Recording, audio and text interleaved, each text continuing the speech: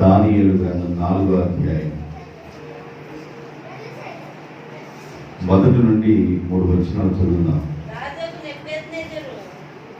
రాజగు నెబుకద్నెజరు లోకమందంతటా నివసించు సకల జనులకును దేశస్థులకును ఆయా భాషలు మాట్లాడు వారిని ఇలాగు చెప్పుచున్నాడు, మీకు క్షేమాభివృద్ధి కలుగునగాక. మహోన్నతుడగు దేవుడు నా ఎడల చేసిన అద్భుతములను సూచక క్రియలను మీకు తెలియజేయుటకు నాకు మనస్సు కలిగెను. ఆయన సూచక క్రియలు మీకు తెలియజేయుటకు నాకు మనస్సు కలిగెను. ఆయన సూచక క్రియలు ఎంతో బ్రహ్మాండమైనవి, ఆయన అద్భుతములు ఎంతో ఘనమైనవి. ఆయన రాజ్యము శాశ్వతమైన రాజ్యము, ఆయన ఆధిపత్యము తరతరములు నిలుచుచున్నది. ఈ చదవబడిన వాక్య భాగంలో బబులోను మహాచక్రవర్తి అయిన రాజైన నెబుకద్నెజరు గురించి వ్రాయబడి ఉంది. ఆయనే సాక్ష్యం ఇస్తున్నాడు 4వ అధ్యాయంలో. ఆయన చేసిన కార్యాలని నేను నీకు తెలియచేస్తాను అని. ప్రపంచంలో పెద్ద పెద్ద సామ్రాజ్యాలు ఉన్నాయి. ఐగుప్తి సామ్రాజ్యం, బబులోను సామ్రాజ్యం, అషూరు సామ్రాజ్యం, రోమా సామ్రాజ్యం, అలాగే పెద్ద పెద్ద సామ్రాజ్యాలు ఉన్నాయి. ఈ బబులోను ఈ మహా పట్టణంలో నెబుకద్నెజరు పరిపాలన చేస్తున్న కాలం అది. ఈ రాజైన నెబుకద్నెజరు రాజు గారు పరిపాలన చేసే ఈ కాలంలో ఆయన గారికి ఒక దర్శనము కలిగింది. ఆయన గారికి ఒక కళ వచ్చింది. సమేల్ నాకెళ్ళి చూడు, ఇక్కడ లేవు. ఆయనకు ఒక కళ వచ్చింది.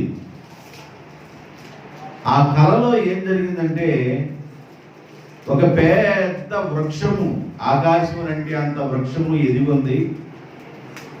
దాని కొమ్మలు కూడా బాగా వ్యాపించి ఉన్నాయి. ఆ చెట్టు మీద పక్షులు జీవిస్తున్నాయి, ఆ చెట్టు క్రింద జంతువులు జీవిస్తున్నాయి. విస్తారమైన ఆహారం ఆ చెట్టు కింద ఉంది. ఇలాగా ఆయనకి అన్ని కనబడుతూ ఉన్నాయి.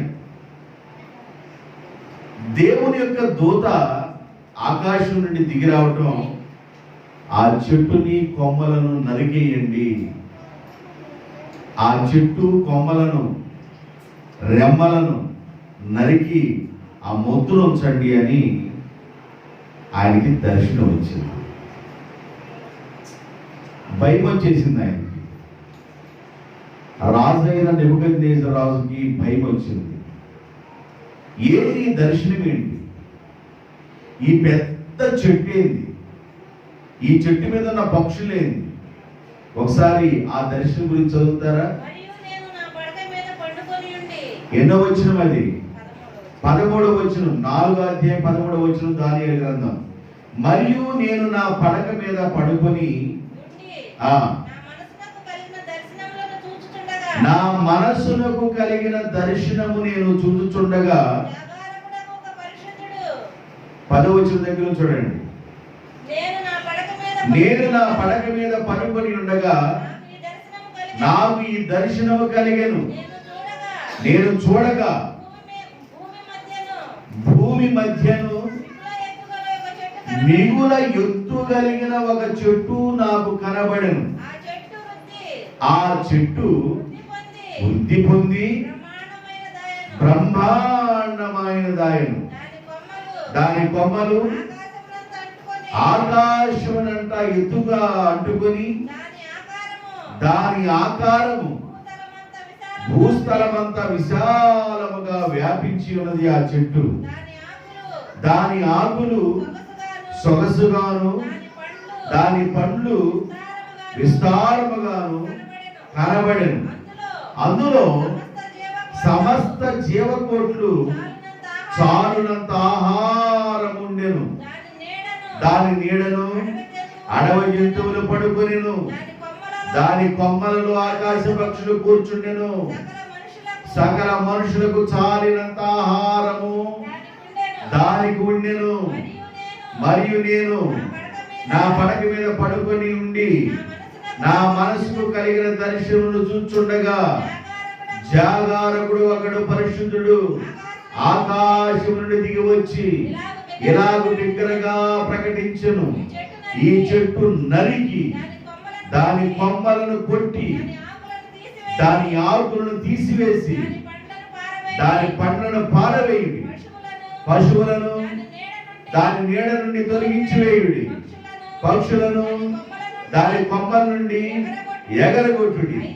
అయితే అది మంచునకు తడిసి పశువుల వలె పచ్చికలో నివసించినట్లు దాని మొద్దును ఇతరతో కలిసి కట్టిన పొలములోని గట్టి పాలమునట్లు దానిని భూమిలో విడిచిపెట్టండి.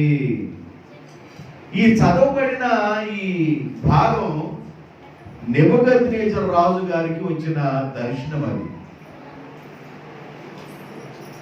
ఈ నెబుకద్నెజరు రాజు గారు పరిపాలన కాలంలో కొన్ని యుద్ధాలకు వెళ్ళాడు. ఆ యుద్ధాలలో జయం వచ్చింది. యూదుల మీద జయాన్ని దేవుడే ఇచ్చాడు. యూదులను బబులోను దేశానికి చెరగ తీసుకెళ్ళినప్పుడు దానియేలు, షడ్రకు, మెషక్కు, అబేద్నెగో, నెహెమ్యా ఇంకా గొప్ప గొప్ప వాళ్ళందరూ బబులోను దేశానికి చెరగ వెళ్ళిపోయారు.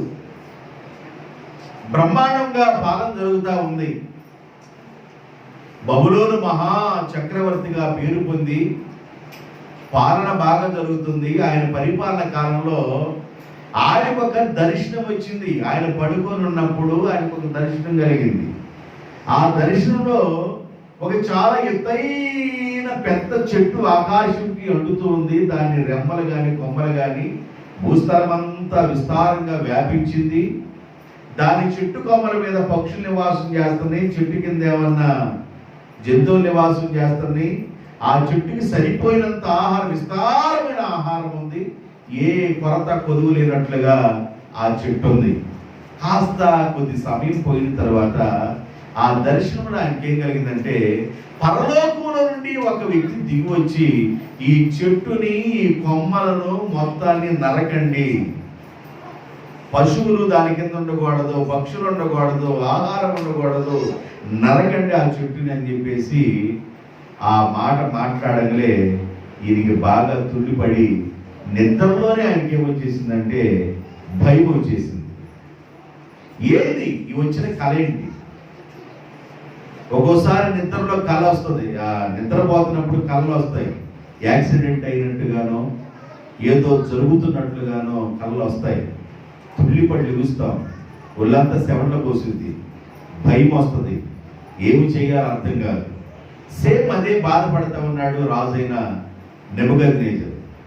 ఏమి చెయ్యాలో దరిద్రం లేదు ఆయన. ఆ పరిస్థితుల్లో అప్పుడు ఏం చేశాడంటే ఆయన 9వ వచనం చూడండి. ఎట్లనగా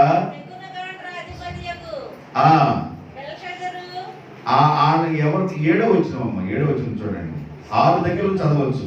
కావున ఆ స్వప్న భావం నాకు తెలియజేయటకై బబులోను జ్ఞానులందరినీ నా ఎదుటికి పిలువనంపుడని ఆజ్ఞయించెను. శకునగాండ్రలను, గారడి విద్య గలవారును, కల్దీలను, జ్యోతిష్కులను నా సన్నిధికి రాగా నేను కనిన కలను వారితో చెప్పితిని గాని వారి దాని భావమును నాకు తెలియజేయలేకపోయిరి. ఎవరెవరు పిలిపించాడంట? ఆయనకు వచ్చిన కళని, జ్ఞానం కలిగిన వారిని, శకునగాండ్రుల్ని, గారడి విద్య కలిగిన వారిని, కల్దీలను, జ్యోతిష్కులను అనేకులు పిలిపించాడు ఆయన రాజ్యంలోకి. ఎందుకంటే ఆయనకి భయం వచ్చేసింది. ఆందోళన కలుగుతుంది, ఏమి చెయ్యాలో అర్థం కావడం లేదు, ఏమి చెయ్యాలో దరిదొరికిల్లా. ఇలాంటి పరిస్థితుల్లో ఆయన పరిస్థితులన్నీ చాలా దారుణంగా ఉన్నాయి. నన్ను కూర్చోమా, కూర్చో. నువ్వు అక్కడి నుంచి లేకపోరు రేసుమా లేకనివ్వరు, ఆడే కూర్చో. ఒక మనిషి అంతమందిని పిలిపించాడంటే ఆయనకి ఎంత భయం వచ్చిందో. ఏది ఆయన పట్టుకున్న భయం ఏంది? ఒక పెద్ద వృక్షం, ఆకాశం కంటిపోయి అంటే అంత వృక్షం, భూస్థలం అంతా విస్తరించినంత పెద్ద వృక్షం, గొప్ప ఆహారం ఉంది, విస్తారమైన పక్షులు, విస్తారమైన పశువులు ఆ చెట్టు కింద నివాసం చేస్తున్నాయి, సమృద్ధైన ఆహారం ఉంది. పరలోకం నుండి ఒక మనిషి వచ్చి ఈ చెట్టు కొమ్మలు నరకండి, రెమ్మలు నరకండి, ఈ చెట్టు కింద ఉన్న జంతువులను పాల్గొనండి, పక్షుల్ని కూడా ప్రాణగొట్టండి, ఆహారం లేకుండా చేయండి, మొద్దుగా చేయండి అని చెప్పేసి మాట్లాడంలే భయం వచ్చేసింది. ఏంటి కళ? ఏంటి కళ? ఒక దేశాన్ని పరిపాలన చేసే నాకు ఎంత భయంకరమైన కళ రావడం ఏందని మనసులో ఆందోళన చెందుతూ భయపడుతూ తన బాధని చెప్పుకోవడానికి ఆ దేశములో ఉన్న జ్ఞానులందరిని పిలిచాడు. అంతమందిని పిలిచాడంటే ఎంత భయం వచ్చిందో ఆలోచించండి. ఆ దేశంలో ఉన్న జ్ఞానులందరూ పిలిచాడు, శకునాలు చూసేవాళ్ళని పిలిచాడు, గారడి విద్య కలిగిన వాళ్ళని పిలిచాడు, జ్యోతిష్కులను పిలిచాడు, కల్దీలను పిలిచాడు, రకరకాలుగా దయ్యాలతో మాట్లాడి దయ్యాలను ఆరాధించే వాళ్ళని కూడా పిలిచాడు. దయ్యాలు పంపిస్తూ ఉంటారు కదా, నువ్వు వెళ్ళిపోయి ఆ ఇంటి దగ్గరికి వెళ్ళిపోయి నేను అన్న పని చేసినని ఒకడు దెయ్యాలు పంపిస్తుంటాడు. ఆ డ్యూటీ అది, వాడి డ్యూటీ అది, వాడు బతుకు తెరువు అది. కాబట్టి దయ్యాలు పంపించేవాళ్ళు ఆ ఆత్మలతో మాట్లాడటానికి అందరిని పిలిపించాడు. ఏ ఆత్మ ఏమి చెప్పటంలా. జ్ఞానం కలిగిన వారు చెప్పలేకపోయారు, జ్యోతిష్కులు చెప్పలేకపోయారు, గారడి విద్య కలిగిన వారు చెప్పలేకపోయారు, కల్దీయులు చెప్పలేకపోయారు, మాంత్రిక తాంత్రిక విద్య తెలిసిన వాడు కూడా ఆ విషయాలు చెప్పలేకపోయారు. ఆందోళనలో ఉన్నాడు ఆయన, భయం చెందుతున్నాడు, చాలా భయపడతా ఉన్నాడు. ఒక్కొక్కసారి భయపెట్టే కళలు వస్తాయి. ఆ కళలు ఊరికనే రావు, జరగబోయాయి ముందుగా తెలియపరచడానికి కళలు వస్తూ ఉంటాయి. ఇలాంటి పరిస్థితుల్లో రాజ్యంలో ఎవరు చెప్పకపోతే ఇంక ఈ రాజ్యంలో ఎవరు లేరా, ఈ రాజ్యంలో ఇంకెవరు లేరా అని ఆలోచిస్తూ దానియేలుని పిలిపించాడు. దేవునికి స్తోత్రం. ఈ దానియేలుని పిలిపిస్తే ఈ దానియేలు గురించి బైబిల్లో ఏం రాయబడి ఉందో ఆ 8వ వచనం దగ్గర చూడండి. 8వ వచనం, కడపట బెల్షెజరు నా దేవత పేరును బట్టి బిరుదు పొందిన దానియేలు అనువాడు నా ఎదుటికి వచ్చెను, అతని పరిశుద్ధ దేవతల ఆత్మ అతని యందు ఉండెను, కావున నేను అతనికి నా కళ చెప్పి తిని. అయిపోయింది. శకునగాడులు చెప్పలేకపోయారు, గారడి విద్య కలిగిన వాళ్ళు చెప్పలేకపోయారు, జ్ఞానులు చెప్పలేకపోయారు, కల్దీయులు చెప్పలేకపోయారు, వీళ్ళెవరు చెప్పలేకపోయారు. కాబట్టి ఆ రోజుల్లో ఒక మంచి పేరు పొందాడు దానియేలు. బెల్షజరు అని బిరుదు పొందిన దానియేలును పిలిపించి ఇతడు పరిశుద్ధమైన ఆత్మ కలిగిన వాడు. దేవునికి స్తోత్రం. మరి జ్ఞానులు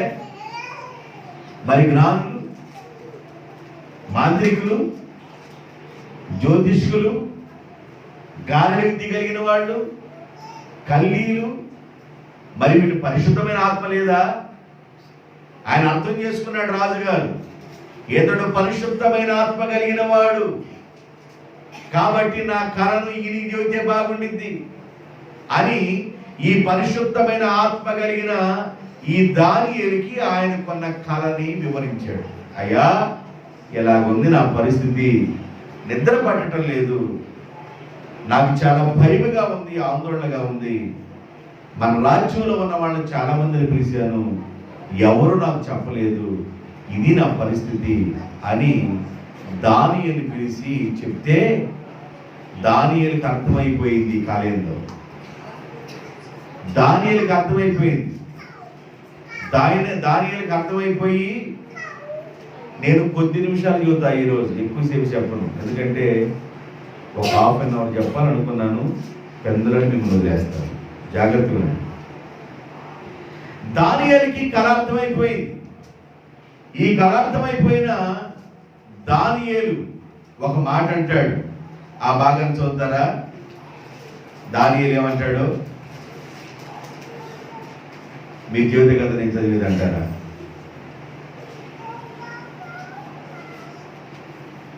పద్దెనిమిదవ వచనం. బెల్షజరు నెబుకద్నెజరును ఆ కలిగిన దర్శనం ఇదే, నీవు తప్ప ఏ జ్ఞానియు దాని భావము నాకు చెప్పనేరడు. నీయందు పరిశుద్ధ దేవతల ఆత్మ ఉన్నది కనుక నీవే దాన్ని చెప్పుటకు సమర్థుడవని. అందుకు దానియేలును, బెల్షజరు అంటే దానియేలే, ఒక గంట సేపు ఆ కళ విన్న వెంటనే ఆయన కూడా విస్మయం ఉంది. మనసునందు కలవరపడగా రాజు బెల్షజరు ఈ దర్శనం వల్ల గాని దాని భావం వల్ల గాని నీవు కలవరపడవద్దు.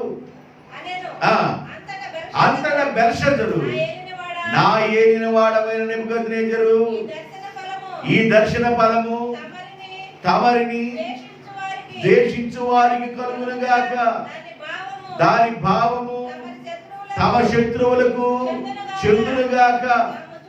తాము చూచిన చెట్టు వృద్ధి నుండి బ్రహ్మాండమైన దాయను, దాని పై కొమ్మలు ఆకాశమంత ఎత్తుగాను, దాని ఆకారము భూస్థలమంత విస్తారముగా ఉండెను, దాని ఆకులు సొగసుగాను, దాని పండ్లు విస్తారముగా కనబడెను, అందులో సమస్త జీవకోట్లు చాలినంత ఆహారం ఉండెను, దాని నీడను ఆకాశ పక్షులను కూర్చొని ఉండగా. రాజా, ఆ చెట్టు నిన్ను సూచించుచున్నది. ఈయనేం చెప్పాలో అర్థం కాక, ఈ కళ, ఈ దర్శన భావము నీ శత్రువులకు జరుగునుగాక, నీ పగవారికి జరుగునుగాక, అది నీ దగ్గరికి రాకూడదయ్యా అని బాధపడుతున్నాడు. ఈయన కూడా ఒక గంట సేపు విస్మయం పొందాడు. ఆ కళ చెప్పిన వెంటనే దానియేలుకి అర్థమైపోయింది. అర్థమైపోయి ఆయన కూడా గంట సేపు ఏమి చెప్పాలా, ఎలా ఫీల్ అవుతాడు, ఈ మాట అంటే తనకి ఎలాగా తన హృదయం బాధపడింది ఆలోచన చేస్తున్నాడు. అయితే నువ్వు దేని గురించి సంకోచించొద్దు దానియేలు, నువ్వు పరిశుద్ధమైన దేవుని ఆత్మ కలిగిన వాడు, నీవు మాత్రమే చెప్పడానికి సమర్థుడవు, కాబట్టి దయచేసి చెప్పంటే ఆయన మరలా ఆ కళ మొత్తాన్ని వివరిస్తూ దానియేలు చివర్లు ఏమన్నాడంటే, ఆ చెట్టువి నీవే,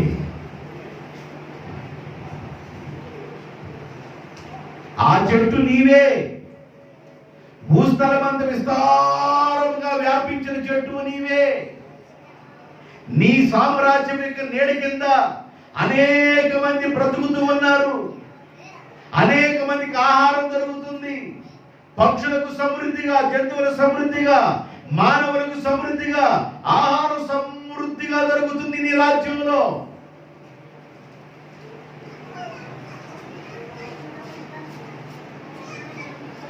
మరి ఎందుకు నరకమన్నాడయ్యా జాగరకుడు?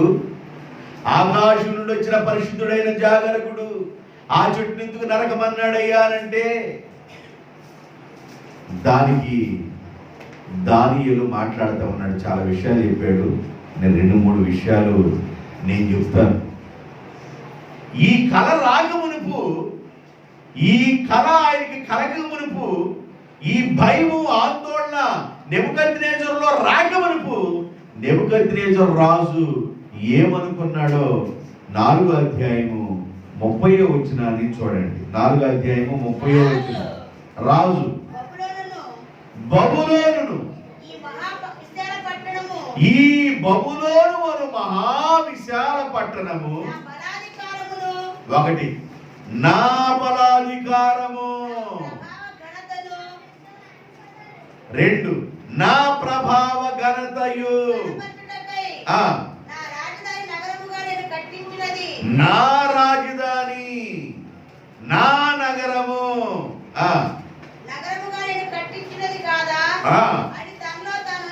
అని తనలో తాను అనుకొనెను.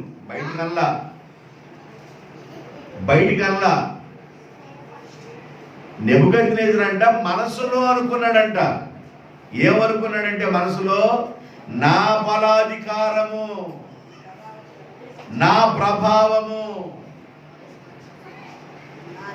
నా రాజ్యం, నేనెంత వైభవంగా ఉంది, ఇది నాది నాది నాది నాది అని తన మనసులో అనుకుంటున్నాడు. నాది నాది నాది నాది అని.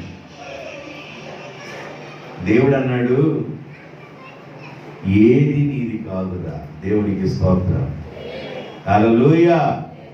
ఏది నీది కాదు. తల్లి గర్భంలో నుండి ఒకడు దిగంబరిగా వచ్చాడు. 5వ అధ్యాయం 15వ వచనం ప్రసంగి గ్రంథం 5వ అధ్యాయం 15వ వచనం ఒక మాట రాయబడి ఉంది.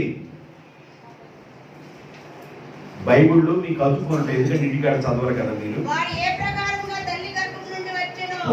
ఏ ప్రకారముగా తల్లి గర్భము నుండి వచ్చెనో ఆ ప్రకారముగానే తాను వచ్చినట్లే దిగంబరిగానే వచ్చాడు. కాబట్టి దిగంబరిగానే మరలా పోవును.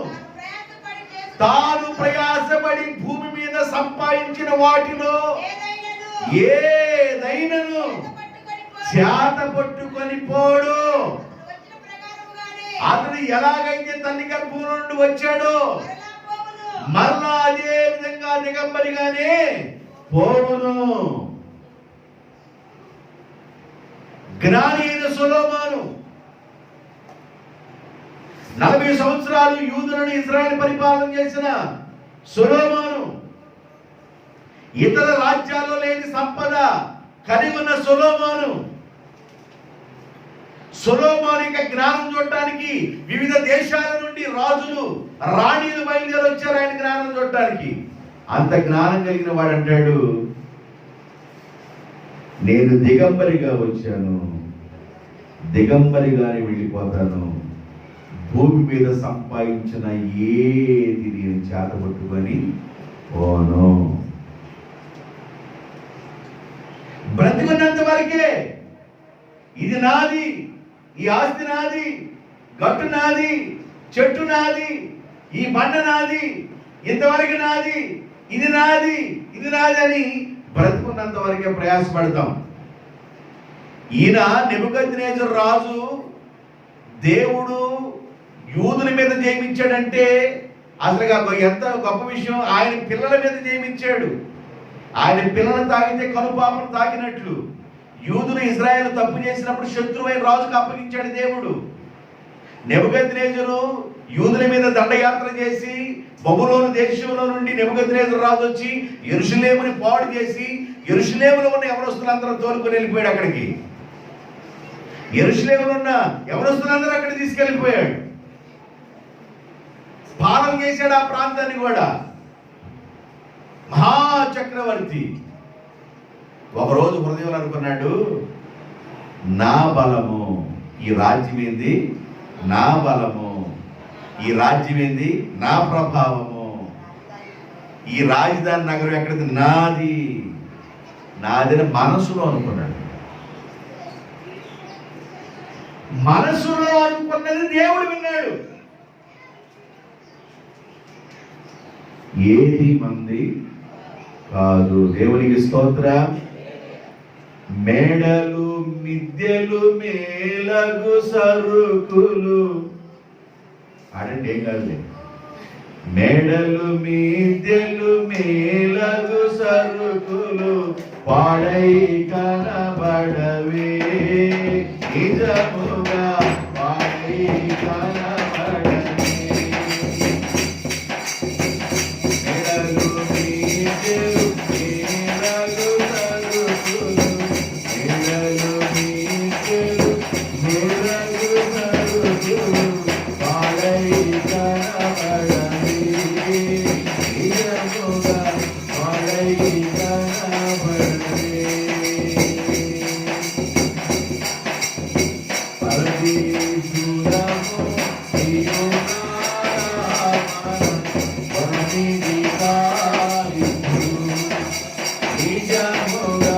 ప్రతిది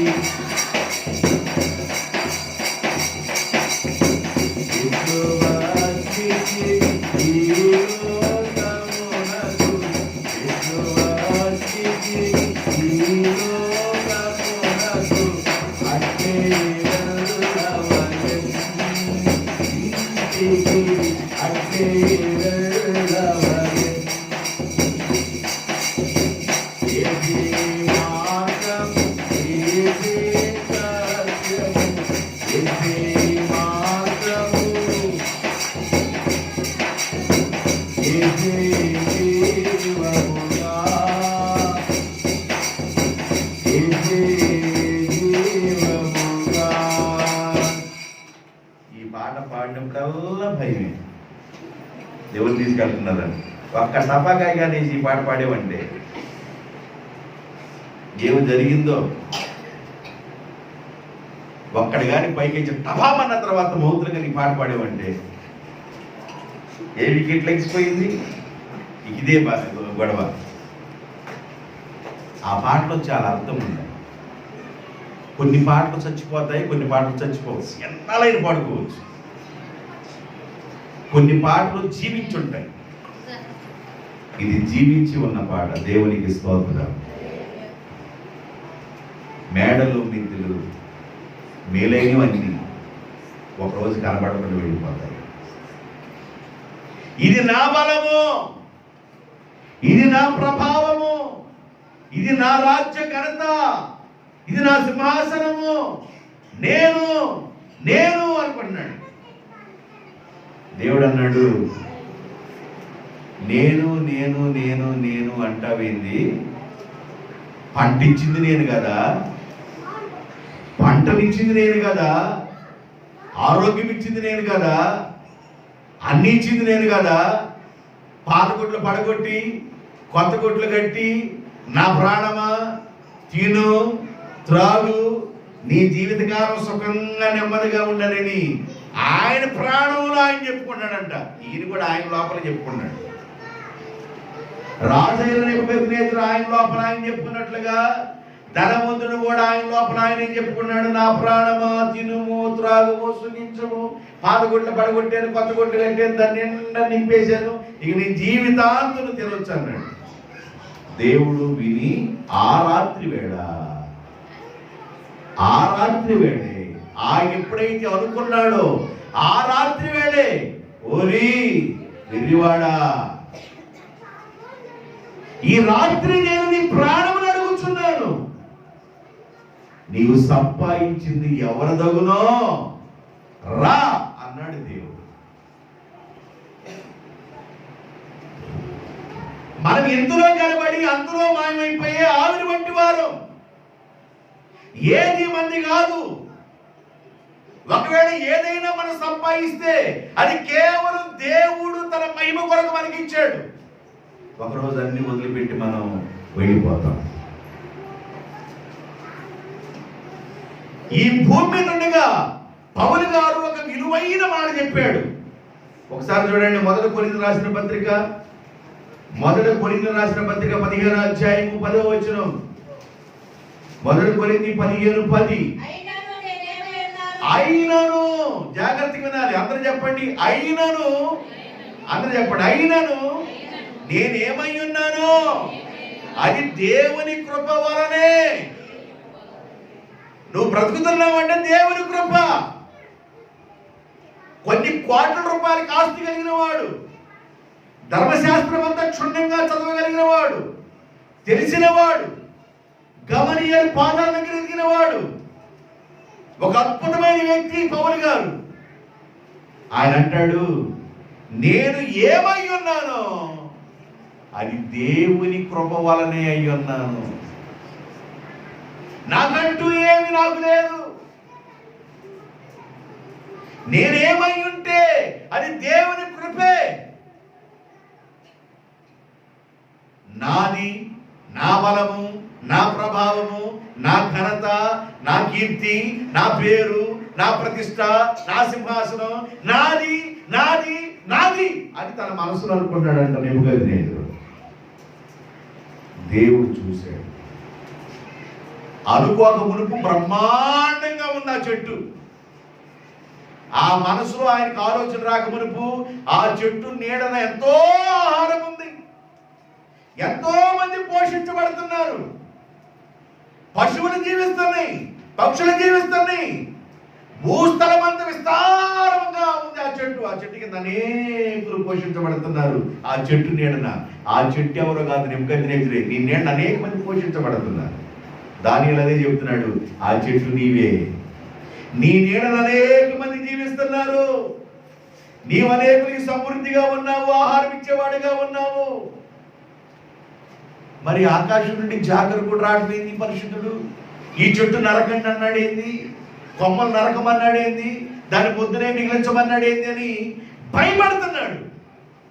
జ్ఞానులు పిలిచాడు, గారడివాడు పిలిచాడు, శకునగాడును పిలిచాడు, కల్దీయులు పిలిచాడు, మాంత్రికులు పిలిచాడు. ఎవడేం చెప్పలా. పరిశుద్ధమైన దేవుని ఆత్మ కలిగిన నీవు మాత్రమే చెప్పగలవయ్యా దానియేలు, చెప్పయ్యా అన్నాడు. ఆ కళ చెప్పిన వెంటనే ఒక గంట సేపు దానియేలు కూడా కంగారు అయిపోయాడు, విస్మయం పొందాడు. ఆ కళను వివరిస్తున్నాడు. అయ్యా, ఆ మనుషుడవు నీవే, నీవే. ఆ మాట అనక మునుపు నీకు వచ్చిన కళ నీ శత్రువు దొరుకును గాక అన్నాడు. ఏమన్నాడు అర్థం కాక, దానియేలు ఏమన్నాడు అర్థం కాక, ఈ దర్శనము తమరిని ద్వేషించు వారి కలుగును గాక, దాని భావము తమ శత్రువులకు చెందును గాక అన్నాడు. 19వ వచనంలో అన్నాడులే, 4:19.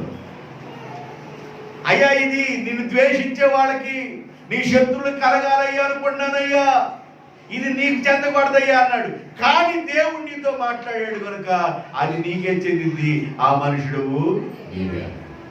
ఎందుకు ఇలా నరకబడ్డానికి దేవుడు, ఎందుకు ఇలాగ కొమ్మలు నరకబడ్డానికి దేవుడు అనుమతించాడు అని అంటే, ఈయన మనస్సులో అనుకున్నాడంటే, మన మనసులో అనుకున్న దేవుడు వింటాడు. దేవునికి స్తోత్రం.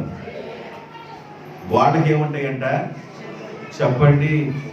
గోడకి ఏముంటాయి? గోడ చెవులు ఉంటాయంటే దాని అర్థమైంది. ఎవరో ప్రక్క నుండి వింటారు అనేది ఒక అర్థమైతే, అసలు నువ్వు మనసులో అనుకునేది కూడా దేవుడు వింటాడు. చెవులు కలుగు చేసిన వాడు వినకుండునా, కంటిని కలుగు చేసిన వాడు కానకుండునా అన్నాడు. నీ మనస్సులో అనుకునే కూడా దేవుడు వింటాడండి. ఒక మనిషిని దేవుడు ఆశీర్వదించిన తర్వాత ఆ మనిషి గర్విస్తాడు. మొదట నేను ఎలా ఉన్నాను, నేను ఏ స్థితిలో ఉన్నాను, ఏ స్థితిలో ఉన్నదే నన్ను దేవుడు ఏ స్థితిలో పెట్టాడు, అది కేవలం దేవుని కృప అనవలసిన వాళ్ళు స్థితులను మర్చిపోతారు. ఆశీర్వదించబడిన తర్వాత స్థితిగతులు మర్చిపోతారు. దీవించబడిన తర్వాత స్థితిగతులు మర్చిపోతారు. ఒకరోజు ఎలికి ప్రార్థన చేసిందంట దేవునికి. ఎవరు ప్రార్థన చేశారంట? ఈ మాట మీకు బాగా అర్థమైంది. ఎవరు ప్రార్థన చేశారంట? ఎలికి ప్రార్థన చేసిందంట దేవునికి. దేవా దేవా దేవా, నాకు భయం కొట్టుకుందయ్యా. ఏం భయం కొట్టుకుందన్న? పిల్లిని చూస్తే మాత్రం నాకు భయం అయ్యా అందంట. మరి ఏందన్నాడు? నేను పిల్లి అయిపోవాలని అనయ్యా అన్నాడు ఎలికి. సరే, నువ్వు పిల్లు కాదు కాక అన్నాడు దేవుడు. ఎలికి ఏమైపోయింది? పిల్లి పిల్లి మళ్ళీ ప్రార్థన చేసిందంట, అయ్యా అయ్యా అయ్యా అయ్యా నాకు భయం పడుతున్నాను.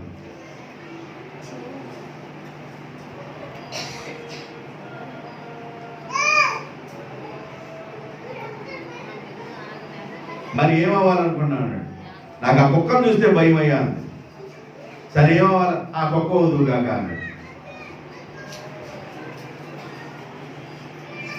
మళ్ళీ ఆ కుక్క ప్రార్థన చేసిందంట, అయ్యా అయ్యా అయ్యా అయ్యా అయ్యా అయ్యా నాకు భయం వేస్తుంది. జంతువులన్నింటిలో అది కాదు, పులి సింహం చూసావా, అదంటే భయం అయ్యా అన్నాడు.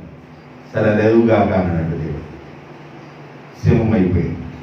సింహం అయిన తర్వాత అది ఎవరుగాక అన్న ఆయన మీదే తిరగబడుతుందంట సింహం. ఎలుగు భయపడితే పిల్లి అయింది, పిల్లి భయపడితే కుక్క అయింది, కుక్క భయపడితే సింహం చేశాడు దేవుడు.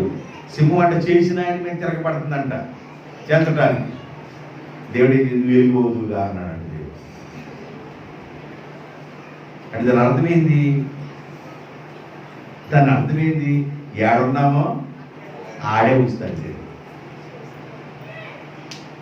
అందుకని పౌలు అన్నాడు, నేను ఏమై ఉన్నానో, నేను ఏ స్థితిలో ఉన్నానో అది దేవుని వలనే, నా బలం కాదు, నా ప్రభావం కాదు, నా ఘనత కాదు. ఇది నేను ఏమై ఉన్నానో కేవలం దేవుని కృప. ప్రతిరోజు నువ్వు జీవిస్తున్నావంటే దేవుని కృప. నిన్ను నీవు ప్రతిరోజు దేవునికి అప్పగించుకోవాలి. ఇది నాది, ఇది నాది, ఇది నాది, ఇది నాది అనే ఫీలింగ్ కూడా మనసులో రాకూడదు. ఎందుకంటే అది రోజు వదిలేసి వెళ్ళిపోతాం మనం, వదిలేసి వెళ్ళిపోతాం మనం. దేవుడు నీకు ఇచ్చాడు, అందుకు సంతోషించు. దేవునికి స్తోత్రం. అందుకు దేవునికి స్తోత్రం. అబ్రహాముకు వెండి ఇచ్చిన దేవునికి స్తోత్రం, అబ్రహాముకి బంగారం ఇచ్చిన దేవునికి స్తోత్రం, అబ్రహాముకి పరిమాణం ఇచ్చిన దేవునికి స్తోత్రం, అబ్రహాముకి ఇచ్చిన పశువుని బట్టి దేవునికి మహిమ కలుగును గాక.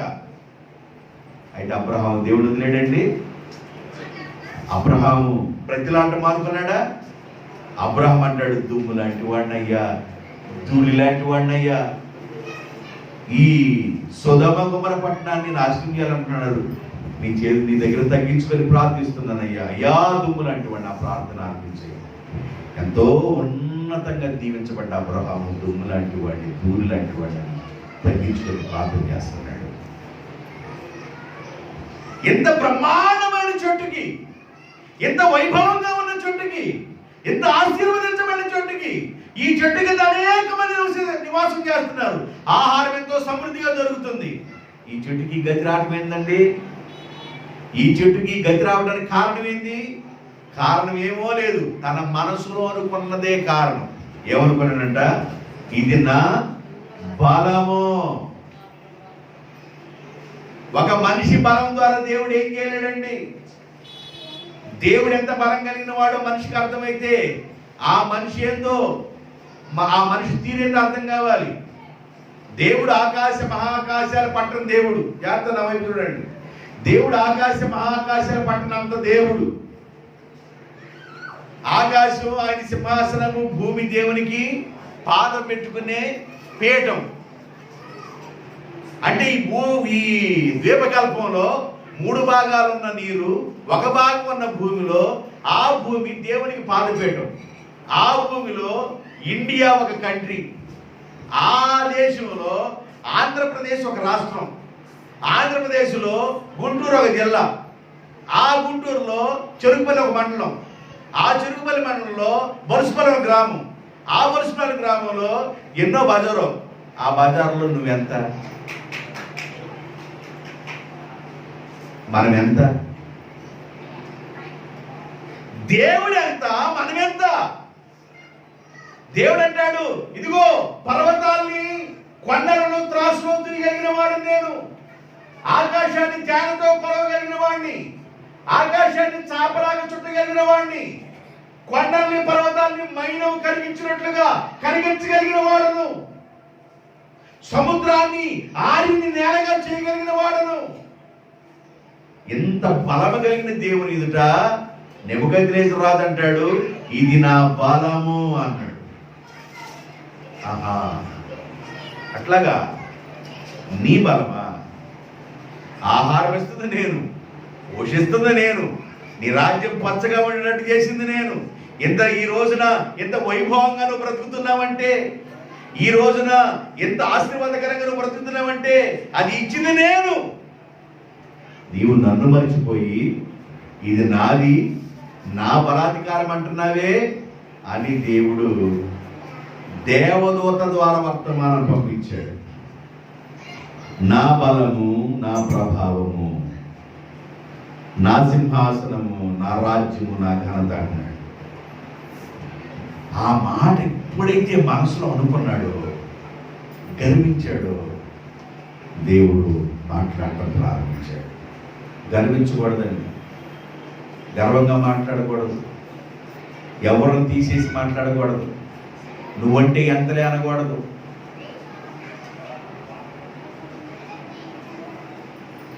నాకు ఎదురు లేదు, నీకు దిక్కు లేదు అనుకుంటారు కొంతమంది. కొంతమంది అనుకుంటారు నాకు ఎదురు లేదు, నీకు దిక్కు లేదు అనుకుంటారు కొంతమంది. దేవుడు ఒక మనిషిని ఎక్కడ వంచాలో, ఎవరిని ఎలా చేయాలో ప్రభువు తెలుసు. మనం ప్రభు పాదాల దగ్గర మనం శాస్త్రాంగ పట్టడం తప్ప నువ్వు ఏమీ చేయకూడదు. దేవునికి స్తోత్రాలు, హల్లెలూయా. నెబుకద్నెజరు అనుకున్న మొదటి తప్పు, చెట్టు నరకబడుతుంది. అయితే 7 కాలాల వరకు, కాలము అనగా సంవత్సరము, కాలములు అనగా సంవత్సరములు, అర్ధకాలము అనగా అర సంవత్సరం, 6 నెలలు, 7 కాలముల వరకు నీ తల వెంట్రుకలు పక్షి యొక్క ఏకల వలె నీవు మేత వేస్తూ, మంచుకు తడుస్తూ, వర్షానికి తడుస్తూ, ఎండకెండుతూ 7 కాలాలు, 7 సంవత్సరాలు గట్టి మేస్తావు నువ్వు అన్నాడు. ఈ దర్శనం, ఈ కళ ఎప్పుడైతే దేవుడు మాట్లాడాడో, 7 సంవత్సరాలు ఇక మనిషి ఆకారం లేడు, పశువు వలె ప్రవర్తిస్తున్నాడు, పశువులాగా ఉన్నాడు.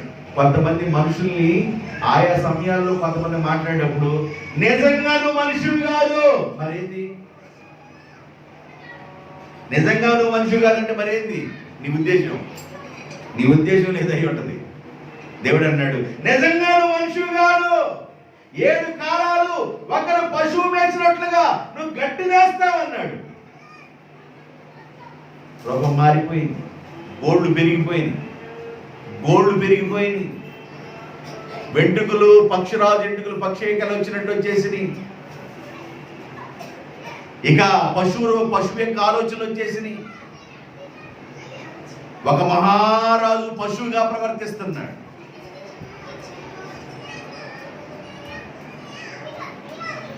కొంతమంది కుటుంబాల్లో పశువులుగా ప్రవర్తిస్తూ ఉంటారు. వాళ్ళు ఎవరిని అర్థం చేసుకోరు, భర్త భార్యను అర్థం చేసుకోరు, భార్య భర్తను అర్థం చేసుకోరు, పిల్లలు తన తల్లిదండ్రులను అర్థం చేసుకోరు, వారి ఇష్టం వచ్చినట్లుగా ప్రవర్తిస్తూ ఉంటారు. అక్కడ జాక్ కదిలి బయట బాక్స్ కెలికే ఇలాగా ప్రవర్తిస్తూ ఉంటారు కొంతమంది. వాళ్ళు ఏమన్నారంటే బైబిల్ భాషలో 7 కాలాలు గడ్డిని పశువు వేసినట్లుగా గడ్డి వేస్తాడు.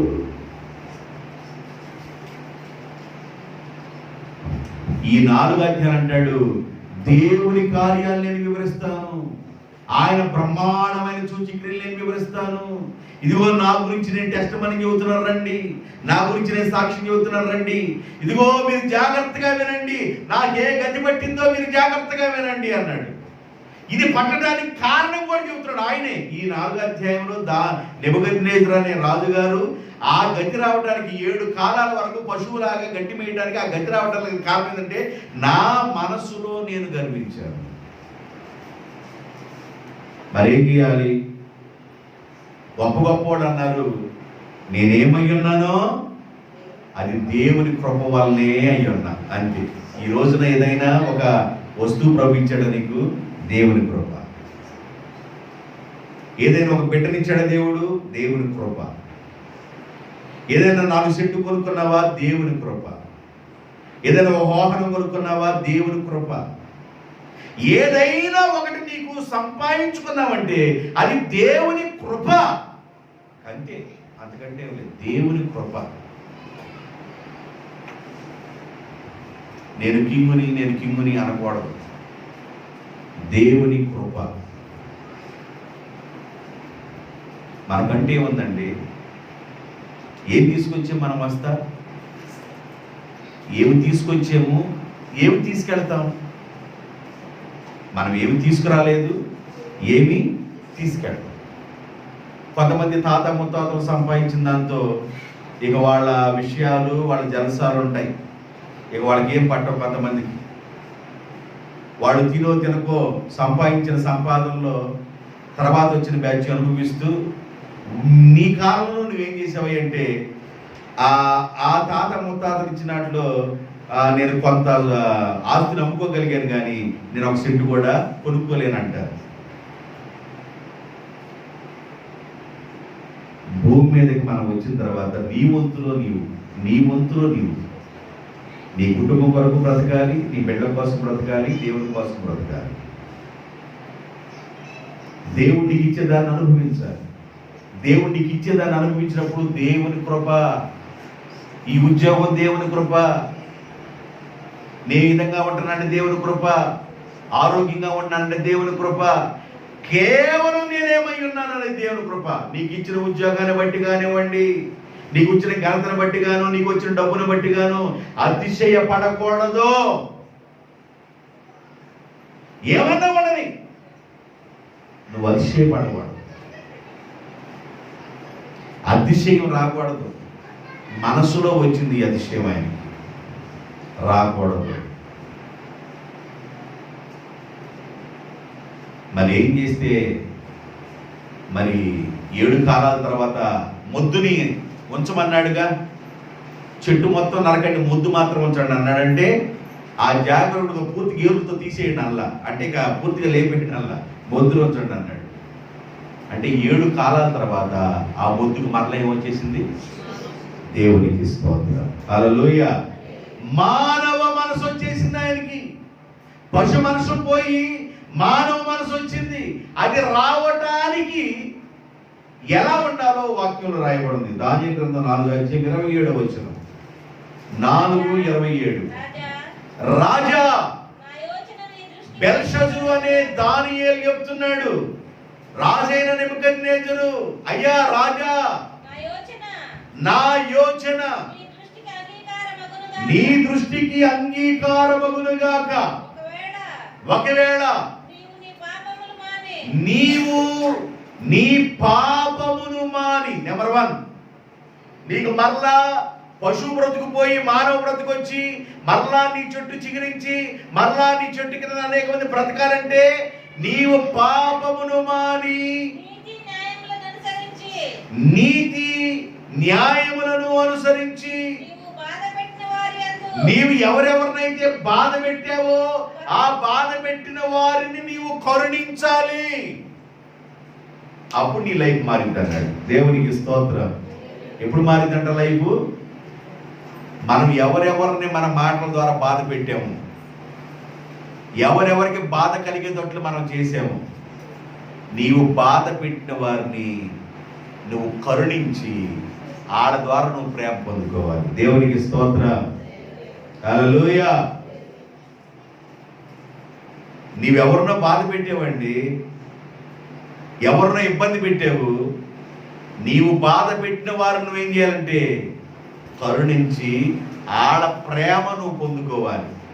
అందుకనే మీ శత్రువుల కొరకు ప్రార్థించండి అన్నాడు దేవుడు. దేవునికి స్తోత్రం, హల్లెలూయా.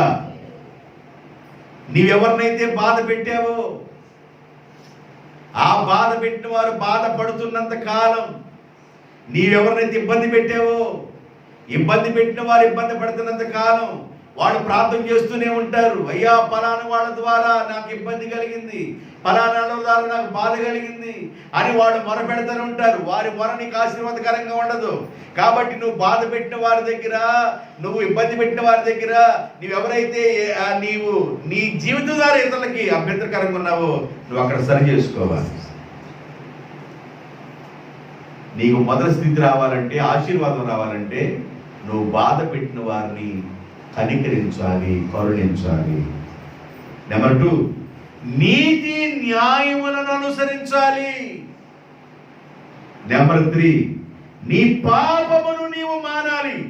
ఒక రాజుకి దానియేలు చెప్తున్నాడండి. దానియేలు ఎవరో తెలుసండి? బానిసలుగా తీసుకెళ్ళాడండి బబులోను దేశానికి, యోధా దేశం నుండి బానిసలుగా తీసుకెళ్ళిపోయారు. కొంతమంది జనాంగాన్ని ఊడికి బాడికి చేయించుకోవడానికి ఒక రాజు బబులోని దేశానికి కొంతమందిని బానిసలుగా తీసుకెళ్లి ఆ కల్దీల ఊరిలో కల్దీల భాష నేర్పించారు. భాష ప్రావీణ్యతగా స్పష్టంగా వాళ్ళకంటే స్పష్టంగా నేర్చుకున్నాడు దానియేలు. కల్దీల భాష, వాళ్ళు అంత అద్భుతంగా మాట్లాడలేని భాష ఇంకా అంత అద్భుతంగా మాట్లాడేట్టు నేర్చుకున్నాడు. అందరూ మాంసం పెట్టమన్నాడు, మాకొద్దు కూర ధాన్యాలే, పప్పు ధాన్యాలు అన్నాడు. మనిషి కూడా చాలా చెప్పు చెదరకుండా ఉన్నారు. దేవుణ్ణి ఆరాధిస్తున్న బిడ్డలు వీళ్ళు. కాబట్టి దానియేలు అంటాడు రాజుతో, నీ పాపమును నీవు మానాలి. ఏం మానాలంట? పాపం అంటే మనిషి హృదయంలో గూడు కట్టుకొని ఉంది. అది ఉన్నంత వరకు ఒక మనిషి దీవించబడు. లోపల ఉన్న పాపాన్ని ఒక మనిషి ఏం చేయాలంటే చేతులు వేడిని కొంగటేళ్లతో పెళ్ళగించినట్లుగా ఆ పాపాన్ని లాగి బయట నువ్వు పారేయకున్నంత కాలం నువ్వు ఆశీర్వాదం పొందలేవు.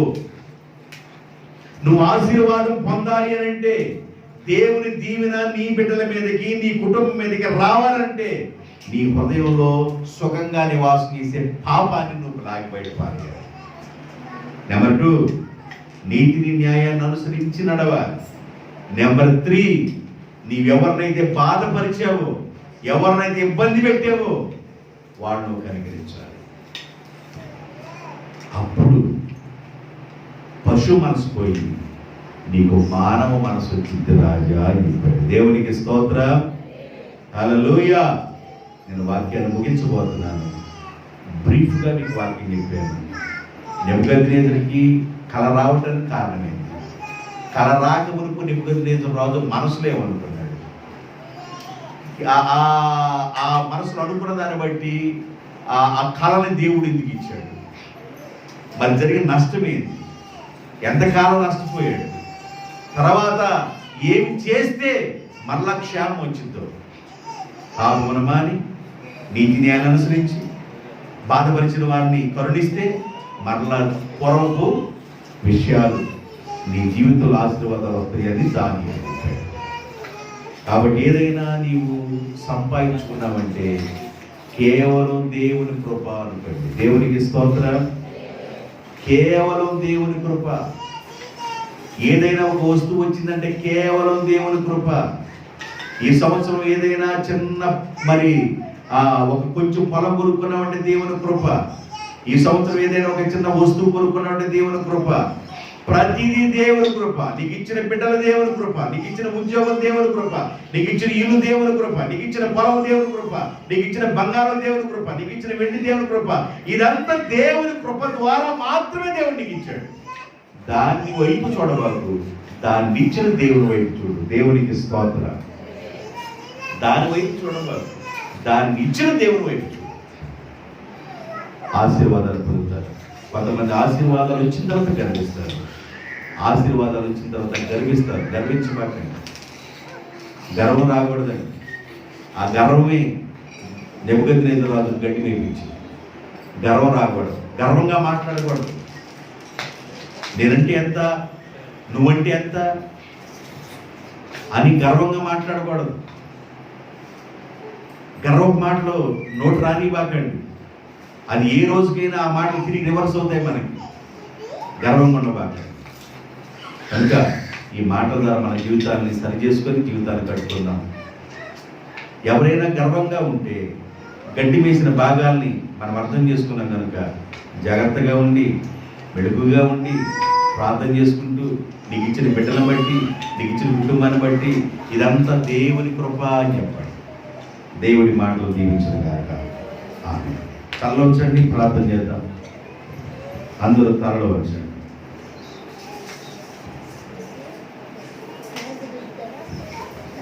తలలో వచ్చండి, ప్రార్థన చేసుకుందాం.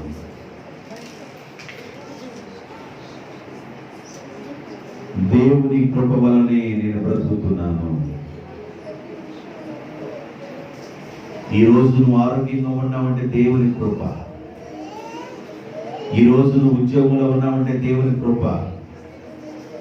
ఈరోజు చదువులో ముందుకు వెళుతున్నావంటే దేవుని కృప. ఈరోజు ఒక గృహం దేవుడు ఇచ్చాడంటే దేవుని కృప. 4 సెంట్లు పొలం కొనుక్కున్నావంటే దేవుని కృప. నీకు ఇచ్చే ప్రతిదీ దేవుని కృప.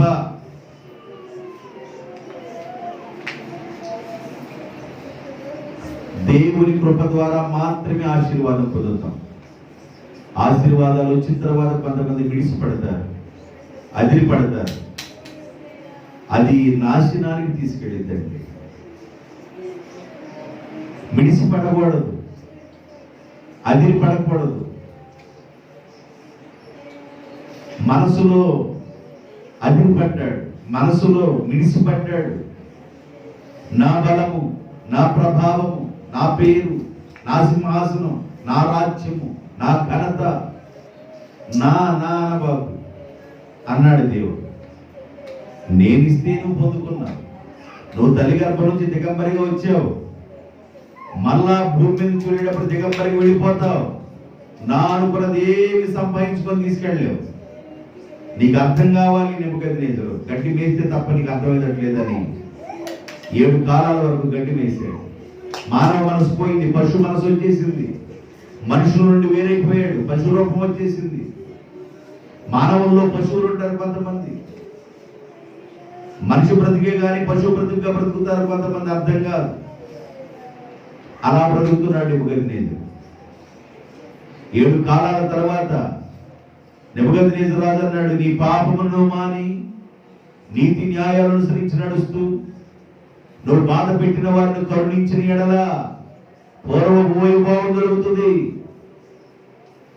లోపడ్డాడు కనుక దానియేలు 4వ అధ్యాయం నెబుకద్నెజరు దానియేలు గ్రంథం 4వ అధ్యాయం చెప్తాడు, నా విషయాలు మీకు తెలియజేస్తాను రండి సకల దేశస్తులారా, నాకేమి సంభవించిందో మీకు తెలియజేస్తున్నాను.